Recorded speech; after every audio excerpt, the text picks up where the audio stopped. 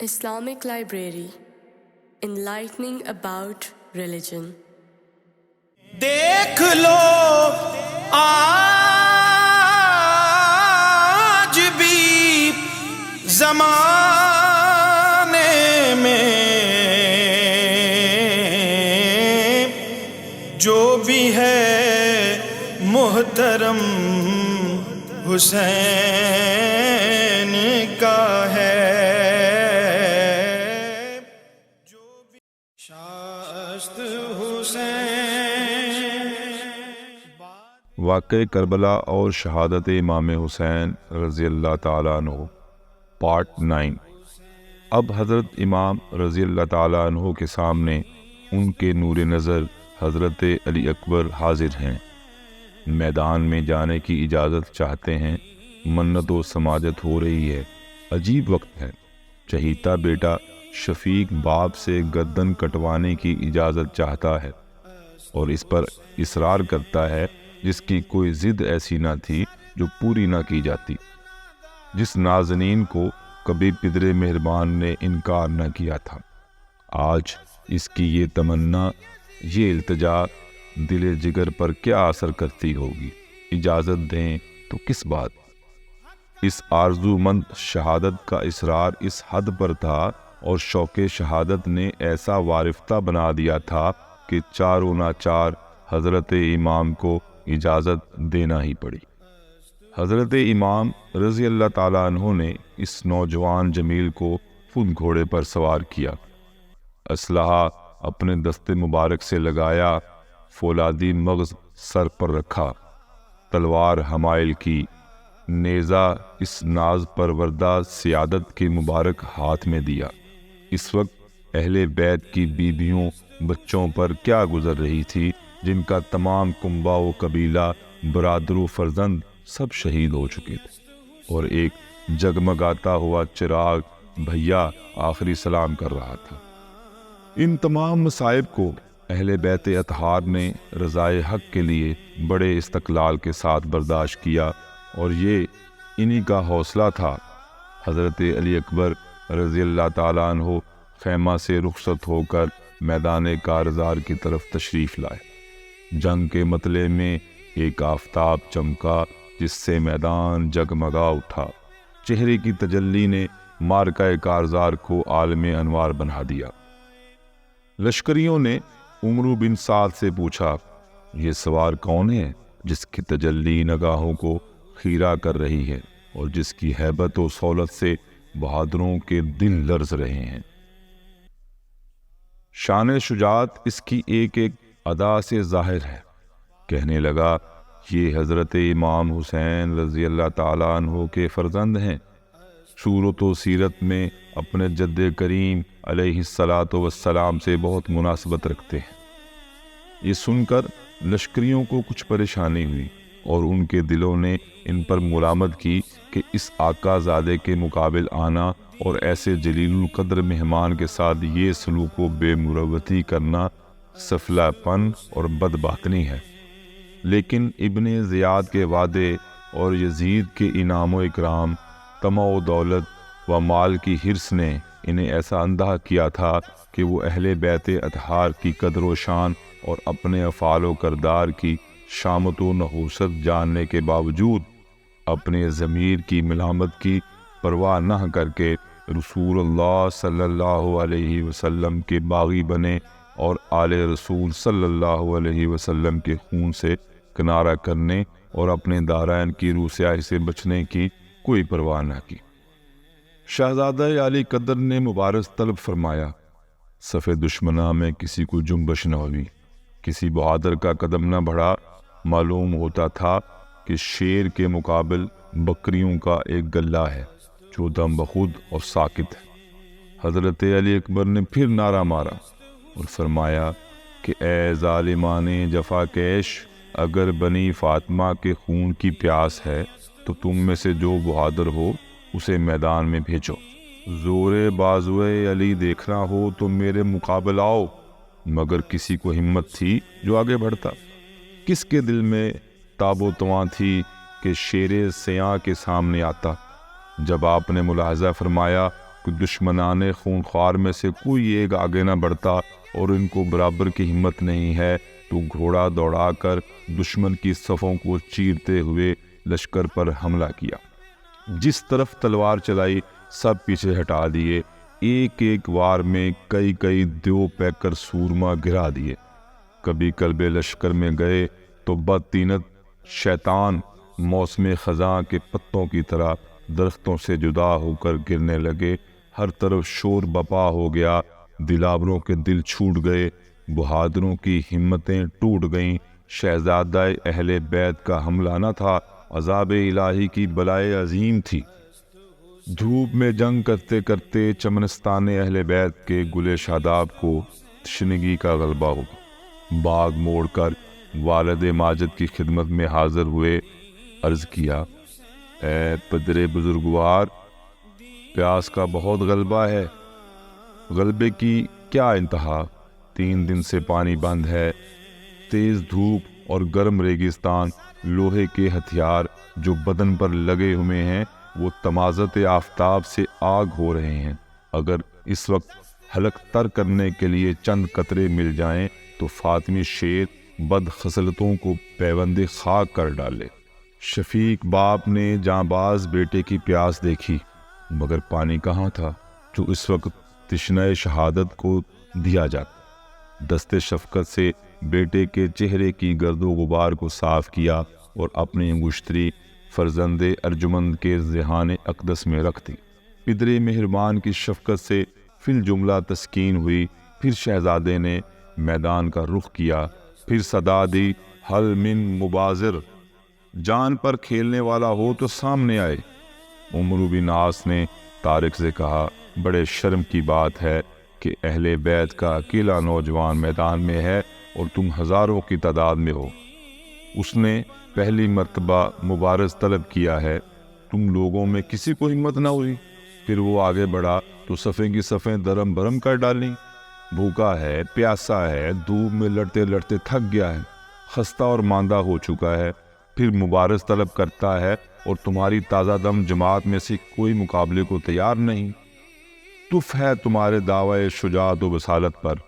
میں وعدہ کرتا ہوں کہ تو نے یہ کام انجام دیا تو عبداللہ بن زیاد سے تجھ کو موصل کی حکومت دلا دوں گا۔ طارق نے کہا، مجھے اندیشہ ہے کہ اگر میں فرزند رسول صلی اللہ علیہ وسلم اور اولاد بطول سے مقابلہ کر کے اپنی عاقبت بھی خراب کروں، پھر بھی تو اپنا وعدہ وفا نہ کرے تو نہ میں دنیا کا رہا نہ دین کا۔ ابن سعد نے قسم کھائی اور پختہ قول و قرار کیا۔ اس پر حریص طارق موصل کی حکومت کے لالچ میں گلبستان رسالت کے مقابلے کے لیے چلا۔ سامنے پہنچتے ہی شہزادہ پر نیزہ کا وار کیا۔ شہزادہ علی جاں نے جوابی اس کے سینے پر ایک ایسا نیزہ مارا کہ طارق کی پیٹھ سے نکل گیا اور وہ ایک دم گھوڑے سے گر گیا۔ شہزادہ نے بکمال ہنرمندی گھوڑے کو ایڑ دے کر اس کو روند ڈالا اور ہڈیاں چکنا چور کر دیں۔ یہ دیکھ کر طارق کے بیٹے عمرو بن طارق کو طیش آیا اور وہ جھلاتا ہوا گھوڑا دوڑا کر شہزادہ پر حملہ آور ہوا۔ شہزادے نے ایک ہی نیزے میں اس کا کام بھی تمام کیا۔ اس کے بعد اس کا بھائی طلحہ بن طارق باپ اور بھائی کا بدلہ لینے کے لیے آتشی شعلے کی طرح شہزادے پر دوڑ پڑا۔ حضرت علی اکبر نے اس کے گریبان میں ہاتھ ڈال کر زمین سے اٹھا لیا اور زمین پر اس زور سے پٹخا کہ اس کا دم نکل گیا۔ شہزادے کی ہیبت سے لشکر میں شور بپا ہو گیا۔ ابن سعد نے ایک مشہور بہادر مصرع ابن غالب کو شہزادے کے مقابلے کے لیے بھیجا۔ مصرع نے شہزادے پر حملہ کیا۔ آپ نے تلوار سے نیزہ قلم کر کے اس کے سر پر ایسی تلوار ماری کہ زین تک کٹ گئی، 2 ٹکڑے ہو کر گر گیا۔ اب کسی میں ہمت نہ رہی کہ تنہا اس شیر کے مقابل آتا۔ ناچار ابن سعد نے محکم بن طفیل بن نوفل کو 1000 سواروں کے ساتھ شہزادہ پر یکبارگی حملہ کرنے کے لیے بھیجا۔ شہزادے نے نیزہ اٹھا کر ان پر حملہ کیا اور انہیں دھکیل کر قلب لشکر تک پہنچا دیا۔ اس حملے میں شہزادہ کے ہاتھ سے کتنے ہی بدنصیب ہلاک ہوئے۔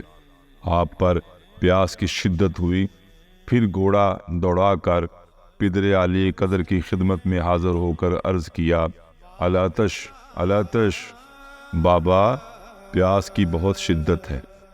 اس مرتبہ حضرت امام رضی اللہ تعالیٰ عنہ نے فرمایا، اے نور دیدہ، حوض کوثر سے سیرابی کا وقت قریب آ گیا ہے۔ دست مصطفیٰ علیہ تحیت و ثنا سے وہ جام ملے گا جس کی لذت نہ تصور میں آ سکتی ہے نہ زبان بیان کر سکتی۔ یہ سن کر حضرت علی اکبر کو خوشی ہوئی اور وہ پھر میدان کی طرف لوٹ گئے اور لشکر دشمن پر حملہ کرنے لگے۔ اس مرتبہ لشکر اشرار نے یک بارگی چاروں طرف سے گھیر کر حملے کرنا شروع کر دیے۔ آپ بھی حملہ فرماتے رہے اور دشمن ہلاک ہو کر خاک و خون میں لوٹتے رہے، لیکن چاروں طرف سے نیزوں کے زخموں نے تن نازنین کو چکنا چور کر دیا اور چمن فاطمہ کا گل رنگین اپنے خون میں نہا گیا تھا۔ پہم تیغ و سنان کی ضربیں پڑ رہی تھیں اور فاطمی شاہ سوار پر تیر و تلوار کا می برس رہا تھا۔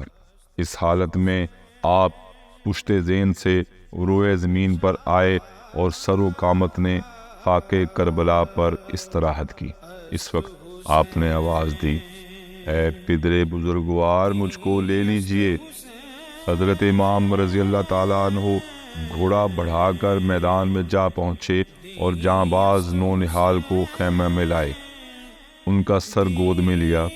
حضرت علی اکبر نے آنکھ کھولی اور اپنا سر والد کی گود میں دیکھ کر فرمایا، اے پدر بزرگوار، میں دیکھ رہا ہوں آسمان کے دروازے کھلے ہیں، بہشتی حوریں شربت کے جام لیے انتظار کر رہی ہیں۔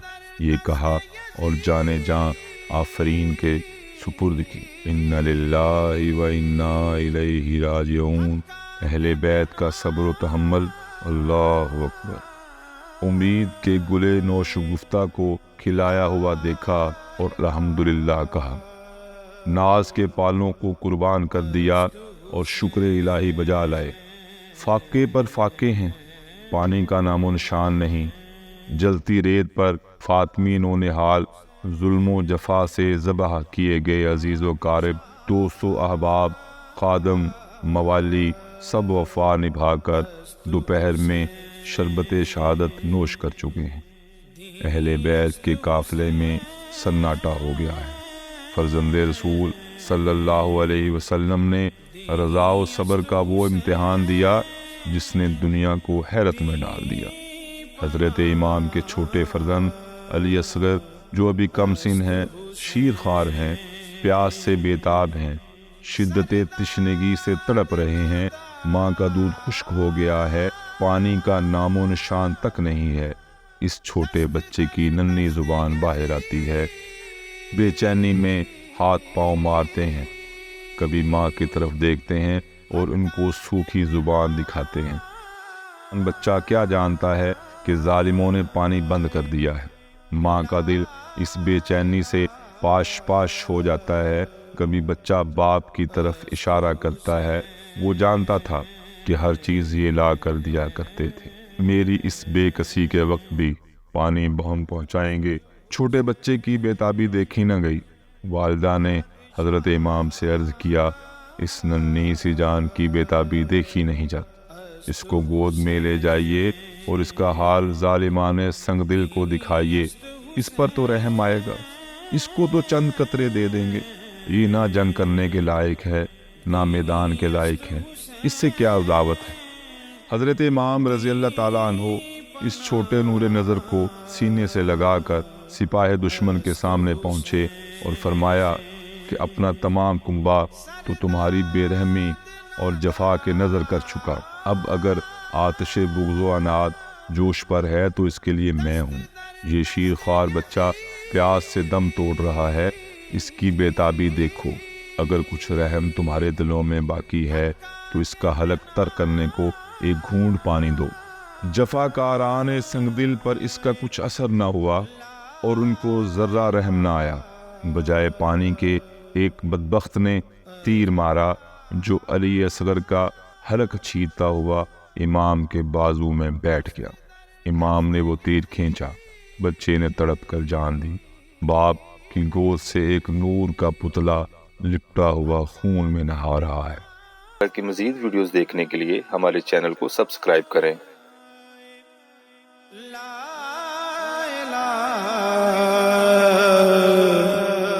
است حسین